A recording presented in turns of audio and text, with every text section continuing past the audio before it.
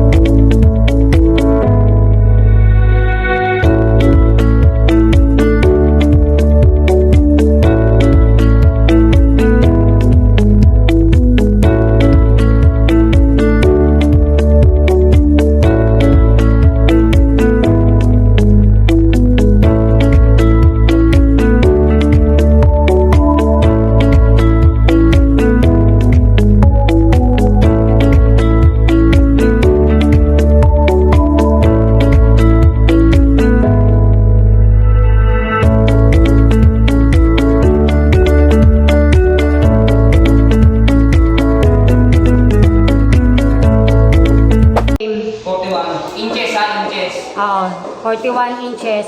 Diyan magsisimula ang shelf ng mga display mo. O yun. Tapos, from 41 inches, doon ka magdi-divide ng mga shelf mo, 4 na shelf. Okay. Saka ito pa, Oh. pwede suggest ko dito sa pagito. Tsaka dito ako kaya. Hindi pwede ito buo. Dapat hati. Kalahati. Dalawa. Oo, kasi Di ba lagyan naman ng picture? mabigat to, yung gitna niya, hindi kayang dali ng roller. Eh, kaya parang kasi. Baka lumaylay. Yun ang concern mo. Okay, sige. Okay. Ano mo sa kanya, kung pwede Kung- dalawa. Kung gusto niya parehong may pull out or yung isang part lang ang may pull out. Tama ba? So, para ma-maximize yung space dito sa may hallway, naglagay kami ng built-in na cabinet, and then sa ibaba niya, sa ibabang part niya, meron siyang console table, pero at the same time, pwede siyang gawing study table. So, nilagyan po namin siya ng pull-out sa ilalim. Gumamit po kami ng drawer guide. So, nilevel lang po namin siya doon sa may part na may biga para sakto lang yung mga shelves doon. And then, plano namin dito is lalagyan siya ng strip lights, LED na strip lights, and then meron siyang sliding na glass door. So ang ginamit po namin dyan na pintura is lacquer type. So yung lacquer primer surfacer, yun po yung unang pang primer, and then susunod yung lacquer spot putty, yun po yung pang masilya, and then meron kaming polytaff para alalay lang kapag merong mga super na rough na part. So kailangan meron din po kayong polytaff, and then top coat na. So lacquer type ang ginamit namin na pang masilya dahil yung mga lacquer type is mabilis po siyang matuyo at mabilis magpakinis kapag ito po yung ginamit nyo. And then pwede nyo naman po siya na i-top coat ng mga enamel paint like yung quick dry enamel, and then pwede din kapag ang gagamitin yung pang top coat is pang bato, kapag ang ginamit nyo ay mga lacquer type na pang masilya. Pero kapag mga enamel is, yung mga enamel kasi ang difference between mga enamel na pang masilya is matagal siyang matuyo. So yun po yung difference sa mga lacquer type po na mga pang masilya compared sa mga enamel na mga pang masilya.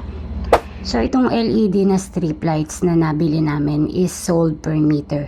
Ang available po na length is 3 meters, 5 meters, 10 meters, and then 20 meters. At ang available po na mga kulay is merong warm white, daylight, at meron ding yellow, red, and blue. Ito naman yung wash area. So, dyan sa wall na yan, meron pong nakalagay dyan before na salamin lang at yung maliit na cabinet. So, yung maliit na cabinet, doon nakatago yung lavatory P-trap, and then yung mga connection niya, water connection, and then yung mga outlet. So, ang gusto dyan ni client is magkaroon siya ng built-in cabinet at magkaroon ng cover yung washing machine. So, ang ginamit po namin na pintura dyan is lacquer primer surfacer, lacquer spot putty, and then latex paint po yung pinantop coat namin. Nagpatimpla lang po kami sa paint center para mag-match siya doon sa maliit na cabinet, yung kulay niya. So, latex paint yung napili namin pang top coat dahil yung mga latex paint is mas thinner siya compared sa mga QDE or enamel paints. So para mag-match yung texture ng pintura doon sa maliit na cabinet at sa gagawin namin na built-in cabinet.